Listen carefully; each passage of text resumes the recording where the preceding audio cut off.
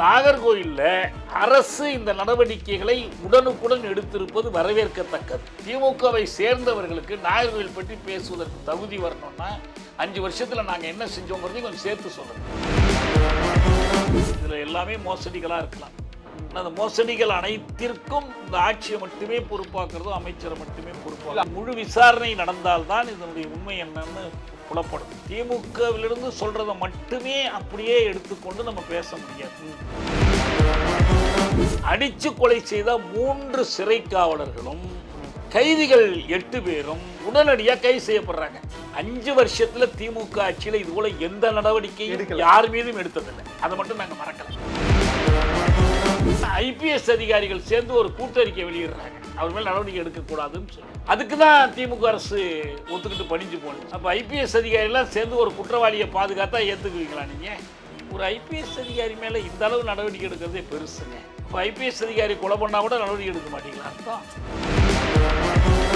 10 வருடத்தில் தமிழ்நாட்டில் காவல் நிலையங்களில் சிறைச்சாலைகளில் நடந்த சித்திரவதை கொடுமைகள் பற்றி ஒரு வெள்ளை அறிக்கை கொடுங்கிறோம். கடன் வாங்கினதுக்கு வெள்ளை அறிக்கை போடுறீங்கல்ல, இதுக்கு ஒரு வெள்ளை அறிக்கை கொடுங்க. தமிழ்நாட்டுல எல்லாமே சேஞ்ச் ஆயிடுச்சு. உங்க நகையையும் சேஞ்ச் பண்ணுங்க. உங்க பழைய நகைக்கு கிராமுக்கு 150 ரூபாய் கூடுதலா வாங்கி புது நகை எடுத்துக்கோங்க. அதே கம்மி சேதாரம் தான் உங்க லலிதால மட்டும்தான். ஆச்சி மசாலா, எந்த சமையலும் ருசி தேடும் ரகசியம் 20 ரூபாய். உலக தமிழர்களுக்கு வணக்கம். இன்றைய நிகழ்வில் நம்மோடு தமிழ் தேசிய விடுதலை இயக்கத்தின் பொதுச் செயலாளர் தோழர் தியாகு இணைகிறார். தோழர் வணக்கம். தோழர் வணக்கம். பழனி விவகாரம் பூதாகரமாக மாறி இருக்கிறது.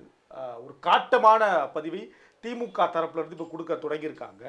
குறிப்பாக வழக்கறிஞர் பரந்தாமன் அவர்கள் முதலமைச்சரையே டூப்பு முதலமைச்சர் என்ற வார்த்தையை பயன்படுத்துகிறாரு. முட்டாள்தனமாக நடந்துக்கிறீங்க நீங்க இருக்க அமைச்சர் பயன்படுத்துறாரு. இன்னும் ஒருபடி மேல அந்த 2 பேர், அந்த வெள்ளைத்துறை, அந்த சேது பிள்ளை, அந்த இருவருடைய புகைப்படத்தை வெளியிடுங்க. நீங்க பத்திரப்பதிவு செய்யறப்ப புகைப்படத்தை வச்சிருப்பீங்களா, அந்த புகைப்படத்தை வெளியிடுங்க அப்படின்றாரு. நீங்க கவனிக்கிறீங்களா? என்ன நடந்திருக்குன்னு நினைக்கிறீங்க? இல்லை, கவனித்துட்டு வர்றோம். அந்த அறநிலையத்துறை அமைச்சர் அவருக்கு உறவினர் ஒருத்தர் பண்ணதா சொல்றாங்க. அதுல ஒரே ஒரு நாள் அந்த இடத்துல வந்து வேலை செய்யறதுக்கு வந்த ஒரு சப் ரிஜிஸ்ட்ராரை அவர் தான் இதை பதிவு பண்ணி கொடுத்தாருங்கிறாங்க. ஏற்கனவே அந்த பதிவை மறுத்தவர்களை எதிர்த்து அவர் நீதிமன்றத்துக்கு போய் நீதிமன்றம் நீங்க பதிவு பண்ணுங்கன்னு உத்தரவு போட்டிருக்கு, அதை வச்சு அவர் செஞ்சாருங்கிறாங்க. அதனால இது முழு விசாரணை நடந்தால்தான் இதனுடைய உண்மை என்னன்னு புலப்படும். திமுகவிலிருந்து சொல்றதை மட்டுமே அப்படியே எடுத்துக்கொண்டு நம்ம பேச முடியாது. ஏன்னா இந்த பதிவு அலுவலகங்கள்லாம் வந்து பயங்கரமான ஊழல் நிறைந்த இடங்கள்ங்கிறது எல்லா ஊர்லேயும் நம்ம பார்த்துட்டோம். நடந்துக்கிட்டு தான் இருந்துச்சு. எத்தனையோ வழக்குகள் நடந்துக்கிட்டு இருக்கு. அதை ஒட்டியெல்லாம் பொய்யா எழுதி கொடுக்கறது, ரிஜிஸ்டர் பண்ணி கொடுக்கறது, கிரயம் பண்ணி கொடுக்கறது எல்லாமே. அதனால் இங்கேயும் நடந்திருக்கலாம். இதில் எல்லாமே மோசடிகளாக இருக்கலாம். அந்த மோசடிகள் அனைத்திற்கும் இந்த ஆட்சியை மட்டுமே பொறுப்பாக்குறதோ அமைச்சரை மட்டுமே பொறுப்பாக. அமைச்சர் ஒரு வார்த்தையை பயன்படுத்துறாரு, இது தெரியாம ஒரு அறியாமையில் நடந்திருக்கு அப்படின்றது என்பது அது என்ன முழு விசாரணை நடக்கட்டும். அதுக்கடையில் அதுக்குள்ள ஒரு முடிவுக்கு போக வேண்டியதுங்கிறது. இது முடிவு எடுத்த மாதிரி தானே. அறியாமையில் நடந்திருக்கு அப்படின்றது அமைச்சர் ஒரு முன்முடிவு எடுத்த மாதிரி இருக்கு இல்லையா? விசாரிப்போம் அப்படின்றது புரியுது. அறியாமையில், ஆமா, அறியாமையில ஒரு தப்பு நடந்துருச்சு அப்படின்றாரு. எஸ், அறியாமையில் நடந்தது அப்படின்னா அப்போ ஒரு முடிவு எழுதிட்டாங்களே. தெரியாம நான் என்ன கேட்குறேன்னா, அவங்களே முடிவு பண்ணிட முடியாதேங்கிறேன்.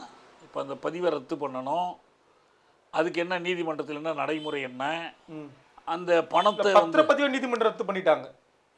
அவங்க முடிச்சுட்டாங்க, ரத்து பண்ணிட்டாங்க பத்திரப்பதிவு ரத்து பண்ணாங்க. அவ்வளோதானே அதில் செய்ய முடியும், அவ்வளோதானே வர முடியும். அதுக்கு மேலே என்ன? அந்த 2 நபர் யாருன்னு கண்டுபிடிக்கணும். கண்டுபிடிப்பாங்கல்ல, போலீஸில் வழக்கு கொடுப்பாங்கல்ல. நம்ம எப்படி அதுக்குள்ளேயே எப்படி அந்த முடிவுகளுக்கு போகிறதுங்கிறேன். அது வரும்போது பார்க்கலாம். நம்ம அதை அந்த சப்ஜெக்டே வேண்டாம்னு நான் நினைக்கிறேன். அந்த சப்ஜெக்டை விட்டுருங்க. அது அது போக போக இதாகும். நாகர்கோவில் அதே மாதிரி மாற்றுத்திறனாளி, நாகர்கோவில் பற்றி பேசுவோம். அதுல என்ன நடந்திருக்கு? மாற்றுத்திறனாளி உடையது என்ன கேள்வி கேட்கறாங்கன்னா, கடந்த ஆட்சியில அஜித் படுகொலை நடக்கிறப்ப இன்றைய முதலமைச்சர் கையில பலாகையை வச்சுக்கிட்டு எங்களுக்கு வந்து சாரி வேணாம், நீதி வேணும்னாரு. ஆனா இன்னைக்கு முதலமைச்சர் மௌனமா இருக்காருன்றாங்க. இப்ப நம்ம அதுல இருந்தே வருவோம். அஜித்குமார் கொலையில 6 பேர் கைது செய்யப்பட்டாங்க. 6 பேர்ல 5 பேர் நேரடியாக அடித்தவங்க, இன்னொருத்தர் வண்டி ஓட்டுனவர். இந்த 5 பேர் யாருடைய கட்டளைப்படி அதை செஞ்சாங்க? யார் அழுத்தம் கொடுத்துருப்பா? உயரதிகாரிகள் யாரை கைது பண்ணாங்க? அதுக்காக அதே நிலையத்தில் அதிகாரியாக இருந்தவர் பக்கத்தில் போய் இன்னொரு போலீஸ் ஸ்டேஷனில் அதிகாரியாக இப்போ இருக்கிறார். இவங்களுக்கு மேலே இருந்த டிஎஸ்பி, எஸ்பி யார் மேலே எந்த நடவடிக்கையும் கிடையாது. நகையை காணாம போச்சுன்னு சொன்னவங்க மேலே நடவடிக்கை பெருசா கிடையாது. அந்த அம்மா மேலேயும் கிடையாது. இந்த 5 பேர் தான் இப்போ நேரடியாக அடித்தவங்க தான் உள்ளே இருக்கிறாங்க. அவங்க மேலே நடவடிக்கை எடுத்துருக்கிறாங்க. சபரிவர்மன் விஷயத்தில் முதல்ல வந்து மறைக்க பார்க்குறாங்க, ஜனங்க போய் போராடுறாங்க. ஆமாம். மருத்துவமனையில் சடலக்கூராய்வுக்கு கொடுக்குறாங்க. 3 வெவ்வேறு மருத்துவமனைகளைச் சேர்ந்த வல்லுநர்கள் வந்து சடலக்கூராய்வு செய்கிறாங்க. அந்த அறிக்கையை உறவினர்கள்ட்டையும் கொடுக்குறாங்க. எடுத்த வீடியோ படம் கொடுக்கறது மட்டும்தான் கடைசியாக சர்ச்சையில் நினைச்சு அவங்க வாங்காமல் இருந்தாங்க, இந்த வீடியோ கொடுக்கலன்னு. ஆனால் அதே நேரத்தில் 19 காயம் உடலில் இருக்குன்னு கண்டுபிடிச்சு அடித்து கொலை செய்யப்பட்டதுன்னு முடிவு பண்ணி அடித்து கொலை செய்த 3 சிறை காவலர்களும் கைதிகள் 8 பேரும் உடனடியாக கைது செய்யப்படுறாங்க. 5 வருஷத்துல திமுக ஆட்சியில் இது போல எந்த நடவடிக்கையும் யார் மீதும் எடுத்ததில்லை. அதை மட்டும் நாங்கள் மறக்கலை. ஏன்னா தொடர்ந்து கவனிக்கிறோம். 26 காவல் சாவுகள் திமுக ஆட்சி நடந்துச்சு. 5 ஆண்டுகள்ல 26 சாவுகள் நடந்துச்சு. அதுக்கு முன்னால எடப்பாடி காலத்துல தான் கடைசியா நடந்தது தான் சாத்தான்குளம் பெனிக்ஸ் ஜெயராஜ். அது இயற்கை சாவுன்னு அவர் சொன்னார். தந்தை மகன் 2. ஆமா. அதுல மேலதிகாரிகள் மேல எந்த நடவடிக்கையும் இல்லை. 10 போலீஸ்காரங்க மேல தான் நடவடிக்கை எடுக்கப்பட்டுச்சு. அதுக்கு மேல இருந்த அதிகாரிகள் யாரும் மாட்டல. சரி, தூத்துக்குடி ஸ்டெர்லைட்ல 13 பேர் அருணா ஜெகதீசன் ரிப்போர்ட் கொடுத்தாங்க. இந்த அதிகாரிகள் உள்நோக்கத்தோடு அடியாட்களாக செயல்பட்டு இந்த வன்முறையை நடத்தி இருக்கிறார்கள்னு சொன்னாங்க. அந்த அதிகாரிகள் யார் மீதும் நடவடிக்கை கிடையாது. தற்போது வரை இதுவரை கிடையாது. இந்த ஆட்சி என்ன பண்ண போகுதுங்கிறது அடுத்த கேள்வி. சரி, திமுக ஆட்சி இருந்த வரைக்கும் 5 ஆண்டு ஒண்ணுமே பண்ணல. அவன் பதவி உயர்வு இயல்பா அனுபவிச்சுட்டு போய் உட்கார்ந்துருக்கிறான். சரி, நாங்க அப்பையிலேருந்து அந்த சாத்தான்குளத்தின் போது ஒரு சாத்தான்குளம் அறிக்கைன்னு ஒன்று போட்டோம். அதிலிருந்து தொடர்ந்து அரசிடம் வலியுறுத்துறோம். காவல் சித்திரவதைக்கு எதிராக தனிச்சட்டம் கொண்டு வாருங்கள். ஏன்னா எப்பயுமே வந்து ஒரு கைதி காவலரை அடிச்சுட்டா அந்த கைதிக்கு எதிராக ஒரு மாதிரி சட்டம் செயல்படுது. காவலர் கைதி அடிச்சாச்சுன்னா அப்படி செயல்பட மாட்டேங்குது. இப்போ இது திமுக ஆட்சியிலேயே ஒரு சிறந்த சான்று என்னன்னா, அந்த பல்லுடைப்பு பல்பீர் சிங் இருக்கான் பாருங்க, கல்லிடைக்குறிச்சியா, அவன் மேல என்ன நடவடிக்கை எடுத்தீங்க? மனித உரிமை ஆணையத்திலாம் போய் பேசணும். இந்த அமுதா ஐஏஎஸ் அனுப்பி ஆட்சியில் சிறப்பு அறிக்கை, அந்த அறிக்கையை வெளியிடாமலே வச்சுருக்கிறாங்க இன்னைக்கு வரைக்கும். இனிமேல் தான் வரணும். ஏன்னா ஐபிஎஸ் அதிகாரிகள் சேர்ந்து ஒரு கூட்டறிக்கை வெளியிடுறாங்க, அவர் மேல் நடவடிக்கை எடுக்கக்கூடாதுன்னு சொல்லி. அதுக்கு தான் திமுக அரசு ஒத்துக்கிட்டு பணிஞ்சு போணுச்சு. அப்போ ஐபிஎஸ் அதிகாரிகள்லாம் சேர்ந்து ஒரு குற்றவாளியை பாதுகாத்தா ஏற்றுக்குவீங்களா நீங்கள்? என்கிட்டயே அந்த மனித உரிமை ஆணையத்தில் திமுக சார்பில் இருந்த ஒரு உறுப்பினர் சொல்கிறாரு, ஒரு ஐபிஎஸ் அதிகாரி மேலே இந்த அளவு நடவடிக்கை எடுக்கிறதே பெருசுங்க. அப்போ ஐபிஎஸ் அதிகாரி கொலை பண்ணால் கூட நடவடிக்கை எடுக்க மாட்டீங்களா அர்த்தம்?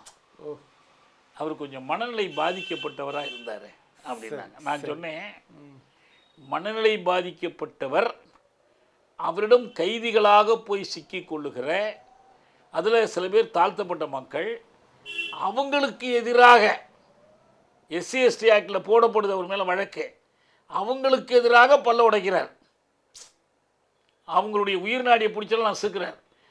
அதே காவல் நிலையத்திற்கு பார்வையிட வந்த மேலதிகாரிகளிடம் இவர் மனநிலை பாதிக்கப்பட்டவர், அவங்க பல்ல உடைக்கலையான்னு நான் கேட்டேன். மனநிலை பாதிக்கப்பட்டவருக்கு இவங்கன்னா தெரியுது இவன் கைதி மாட்டிக்கிட்டான்னு, மேலதிகாரினா தெரிய மாட்டாங்குதுன்னு கேட்டேன். என்ன பண்ணாங்க? தெளிவு பாருங்க, தெளிவு, அதில் தெளிவாக இருக்காங்க. ஆமாம். அப்போ என்ன ஒரு நடவடிக்கையும் இல்லை, தனிச்சட்டம்னா ஒன்றும் இல்லை. ஆணவ குற்றங்களுக்கு எதிரான தனிச்சட்டம், அதுக்கு ஒரு குழு போட்டு நிறுத்திட்டாங்க இல்லையா? ஆமாம். இப்போ எஸ்சி எஸ்டிக்கு எதிராக ஒரு தனிச்சட்டம் தேவை என்பதால் அதை கொண்டு வந்து நிறைவேற்றி இருக்கிறாங்க. இவங்க எல்லாம் இது கடந்த காலத்தில் இருக்குது. இப்போ இதுக்கெல்லாம் தனிச்சட்டம் வேண்டாமா? நாங்கள் ஒன்றே ஒன்று கேட்குறோங்க, 10 வருடத்தில் தமிழ்நாட்டில் காவல் நிலையங்களில் சிறைச்சாலைகளில் நடந்த சித்திரவதை கொடுமைகள் பற்றி ஒரு வெள்ளை அறிக்கை கொடுங்கிறோம். கடன் வாங்கினதுக்கு வெள்ளை அறிக்கை போடுறீங்கல்ல, இதுக்கு ஒரு வெள்ளை அறிக்கை கொடுங்க. காவல் நிலையத்தில் உங்களுக்கு டீட்டெயில்ஸ் விவரம் கிடைக்கலன்னா சொல்லுங்கள், நாங்கள் வச்சுருக்கோம். நாங்கள் சித்திரவதைக்கு எதிரான கூட்டு இயக்கத்தில் இந்த எல்லா விவரங்களையும் திரட்டி வச்சிருக்கிறோம். ஓ, யார் யார் உட்பட எல்லாம் உட்பட எந்த நிலையை, எந்த தேதி, எந்த அதிகாரி, எந்த ஊழியர், அவங்க பின்னணி என்ன உட்பட எல்லாம் எடுத்து வச்சிருக்கிறோம். சரி சரி. நீங்க அவங்க யார் மேலேயும் ஒரு நடவடிக்கை எடுக்க மாட்டேங்கிறீங்களே. சரி. அதனால வேண்டி இப்ப நடந்ததுல இதுல நாகர்கோயில்ல அரசு இந்த நடவடிக்கைகளை உடனுக்குடன் எடுத்திருப்பது வரவேற்கத்தக்கது. ஓ. கடந்த கால அனுபவத்தோடு ஒப்பிட்டு பார்த்தால் செய்யவே மாட்டாங்க.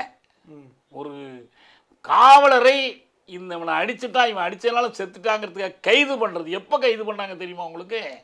சாத்தான்குளத்தில் எப்போ கைது பண்ணாங்க? மதுரை உயர்நீதிமன்ற கிளை இவங்களை கைது பண்ணுங்கன்னு சொன்ன பிறகு பண்ணுறாங்க. ஓ.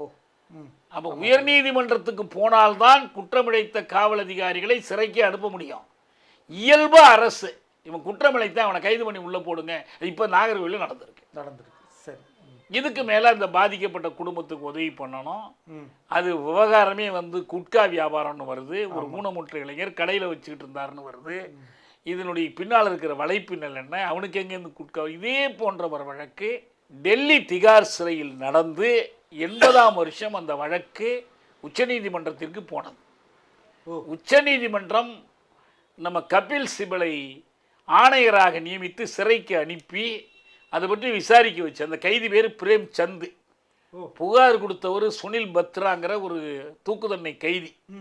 அதை வச்சு கிருஷ்ணய்யர் அந்த வழக்கை நடத்தினார். அப்போ கொடுத்த அந்த கட்டளைகள் இருக்குல்ல, மேண்டேட்ரி டைரக்டிவ்ஸ், வாரம் ஒரு தடவை மேஜிஸ்ட்ரேட் போய் பார்வையிடணும், புகார் பெட்டி வைக்கணும், எப்படியெல்லாம் கண்காணிப்பு செய்யணும், எல்லாமே இருக்கு. அதையெல்லாம் இந்தியா முழுக்க செயல்படுத்தணும். தமிழ்நாட்டில் அதை செயல்படுத்தவில்லை என்பதற்காக சென்னை உயர்நீதிமன்றத்தில் வழக்கு போட்டு நானே போய் வழக்காடினேன் இங்க. சரி. அது ஏன் செயல்படுத்தலைன்னு சொல்லி இன்னைக்கு வரைக்கும் அது எதுவும் செயல்படுத்தலை. இப்போ வருது இல்லை, ஜுடிஷியல் மேஜிஸ்ட்ரேட் விசாரணைக்கு போனார்ல, ஒரு கேள்வி கேட்டு பாருங்க. இந்த ஜுடிஷியல் மேஜிஸ்ட்ரேட் இதுக்கு முந்தி எப்போ அந்த ஜெயிலுக்கு போனார், ஏன் போகலை இல்லையா? சரி. இது பாளையங்கோட்டை நடுவன் சிறை, அந்த சிறையோடு இணைந்த கிளை சிறைகள் தான் இது ரொம்ப ரொம்ப மோசம். தமிழ்நாட்டிலேயே ஒரு மத்திய சிறையில் ஜாதி வாரியாக தொகுதி பிரித்து வைத்திருப்பது பாளையங்கோட்டையில் மட்டும்தான். உள்ள தொகுப்பு அப்படிதான் இருக்கு. ஆமாம், கைதிகள் ஒன்றும் ஜாதியாக சண்டையிலும் போட்டுக்கவும் இல்லை, ஜாதி சண்டையும் அவங்களுக்குள்ள கிடையாது. ரவுடிகள், காடையர்கள், கொலைகாரன், கூலிக்கு கொலை பண்ணுறவன் ஜாதி பேரில் தனக்கு ஒரு வட்டத்தை சேர்த்து வச்சுக்கிட்டு அந்த ஜாதி அரசியல்வாதிகளை தனக்கு ஆதரவாக வைத்து கொண்டு அவன் மிச்ச பேரை தூண்டி விட்டு கலகம் பண்ணுறான். ஒன்றும் கைதிகள்லாம் ஒரு அடைப்பில் போட்டால் சண்டையெல்லாம் போட்டுக்கலாம் மாட்டாங்க, இவனுக்கு தனிமை விட்டு போயிடுவான். இது கொஞ்சம் ஒரு போன வருஷமாக இன்னும் பாளையங்கோட்டை சிறையில் ஒருத்தனை கைதாகி உள்ளே போனவன கல்லால் அடித்து கொண்டுட்டானுங்க. இது மாதிரி நிறைய நடக்குது உங்களுக்கு. ஆனால் அடியோடு மாற்றங்கள் செய்யப்படணும்.